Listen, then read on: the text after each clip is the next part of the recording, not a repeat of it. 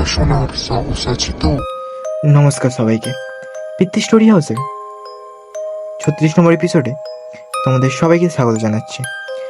আজকের যে গল্পটা তোমাদের সামনে তুলে ধরবো, সেই ঘটনাটা শোনার পর তোমরা নিজে থেকেই ভাবার জন্য অনুভব করবে যে এটা কিভাবে সম্ভব। তো যাদের চ্যানেল নতুন আছো, চ্যানেলটাকে প্লিজ সাবস্ক্রাইব করে নাও আর বেল আইকনটা অলে সিলেক্ট করে নাও, কারণ এইরকম ঘটনা তোমাদের ফোনে সবার আগে পৌঁছে যাবে। তোমরা বেশি টাইম নষ্ট না করে ডাইরেক্ট ঘটনার দিকে যাব। ঘটনাটি আমার কাকার মুখ থেকে শোনা। আমার কাকার গ্রামের বাজারে একটি মুদির দোকান আছে। সেখানে হাটের দিন অনেক রাত পর্যন্ত বেচা কেনা হয়। কাকা মাঝে মাঝে আস্তে আস্তে নাকি রাত 1টা থেকে 2টো বেজে যেত। কাকার দোকানে সেলিম নামের একটা কর্মচারী কাজ করত। সে কথা বলতে পারতো না, মানে বোবা ছিল। কাকা তাকে খুব আদর যত্ন করত। সেলিমের 3 কুলে কেউ নেই। সে তার দূর সম্পর্কের এক মামার বাড়ি থাকতো, এবং মামার বাড়িতে লোক মারা যাওয়ার পর সে না খাওয়া দাওয়া করে থাকতো। কাকার দয়া হয় তার উপরে, নিজের দোকানে থেকে কাজ দেন। সেলিম মামার দাদুর বাড়িতে থাকতো। কাকার সাথেই রাতে বাজার থেকে ফিরত। কাকা প্রায় বললেন সেলিম ছোটবেলাতে নাকি দেখে ওনার মাঝে মাঝে সন্দেহ হয়। উনি নাকি অনেকদিন শুনেছেন গভীর রাতে সেলিমের ঘর থেকে কথাবার্তা আওয়াজ পাওয়া যায়। এমনকি কাকিমা নিজেও শুনেছেন, কিন্তু সেলিম নিজে বোবা, তার কথা বলার প্রশ্নই আসে না। এক রাতে কাকা অনেক দেরি করে বাসায় ফিরছিল। সেদিন হাটবার ছিল, তাই বাজারে লোকজনও ছিল বেশি, তাই দোকান বন্ধ করতে করতে সময় লাগে বেশি। কাকার বাড়ির পথ ধরে রাত 1টা কিছু বাজে। রাতে সেলিম আগামীকাল বাসায় মেহার আসার কথাই শুনে কাকার হাত থেকে বড়সড় 4টা মুরগি কিনে রেখেছিলেন। সেলিমের হাতে মুরগিগুলো এবং কাকার হাতে পান সুপারি। চাঁদের আলোয় চারপাশ ভালোই ঝলমল করছিল। কাকা আনমনেই সেলিমের সাথে কথা বলছিলেন।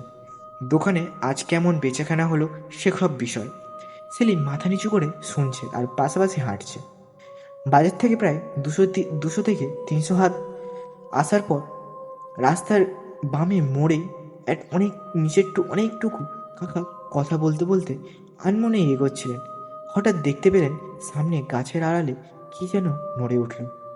এখানে বলে রাখা দরকার, আকাশে বিরাট চাঁদ ছিল, এবং এমনকি রাস্তায় সাদা বালিগুলোতে চাঁদের আলো পড়ে চিকচিক করছিল। পরিষ্কার দেখা যাচ্ছিল চারপাশে। কাকা পাত্তা না দিয়ে এগোতে লাগলেন, কিন্তু সেলিম থমকে দাঁড়ালো।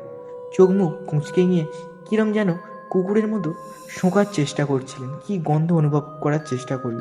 কাকা সেলিমের মধ্যে এমন ভাব আগে দেখেননি কখনো। তিনি একটু বিরক্ত হলেন, তারা লাগালেন জলদি যাওয়ার জন্য। কাকা পা বাড়ালেন, সেলিমের দাঁড়িয়ে রইল। কাকা আবারও পিছনে ঘুরে তারা লাগালেন। সে দৌড়ে এসে কাকার হাত ধরে জোর করে টেনে পেছনের দিকে নিয়ে যেতে চায়। কাকা বিরক্ত হয়ে হাত ছাড়িয়ে নিতে চাইলেন, কিন্তু সেলিমের গায়ে যেন অসুরের শক্তি। সে কাকাকে প্রায় টেনে নিয়ে চলতে লাগলো বাজারের দিকে। এইবার কাকা স্পষ্ট শুনলেন পেছন থেকে কে যেন ওনার এবং সেলিমের নাম ধরে চিৎকার করলো। আওয়াজটা 3বার শোনা গেল। অপ্রতিত সেই আওয়াজ যেন কাকার কানটাকে তালা লাগিয়ে দিল। বিমূঢ়ের মতো চেয়ে রইলেন রাস্তার দিকে। কিভাবে যেন ওনার মনে এই শব্দগুলো আঘাত করলো। এ কোনো মানুষের আওয়াজ হতে পারে না কোনো পশুর আওয়াজ হতে পারে না কোনো পশুর আওয়াজ। তাহলে তাহলে যা তিনি জীবনে বিশ্বাস করেননি তাই কি হতে পারে? সেটাই কি? এ কি ভূতপ্রেত কিছুর পাল্লায় পড়েছেন তিনি? এদিকে সেলিম প্রায় গলদ দাবা করে ওনাকে দৌড়ে নিয়ে যেতে লাগলো বাজারের দিকে। সেলিমের হাত থেকে মুরগিগুলো পড়ে গিয়েছিল। কাকা শেষবার যখন একবার পেছনে ফিরলেন, তখন দেখলেন সেই মুরগিগুলো যেন অদৃশ্য কোনো হাতে ছোঁয়ায় সেই মোড়ের দিকে যেতে লাগলো।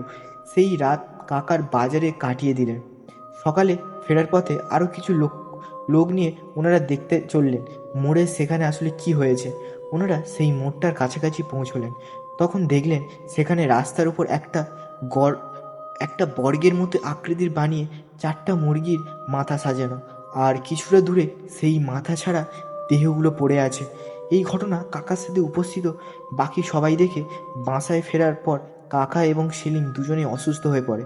সেলিমের প্রায় 15 দিন পর জ্বর থাকে, এবং তারপরে আস্তে আস্তে সবাই সুস্থ হয়ে যায়। তো বন্ধুরা, ঘটনাটা তোমাদের কেমন লাগলো তোমরা কমেন্ট করে নিশ্চয়ই বলো, এবং তার আগে ভিডিওটা লাইক আর চ্যানেলটাকে সাবস্ক্রাইব করে নাও। আর বন্ধুদের কাছে শেয়ার করে দিও। তো আবারও ফিরে আসবো এইরকম ইউনিক এবং ভয়ানক গল্প নিয়ে।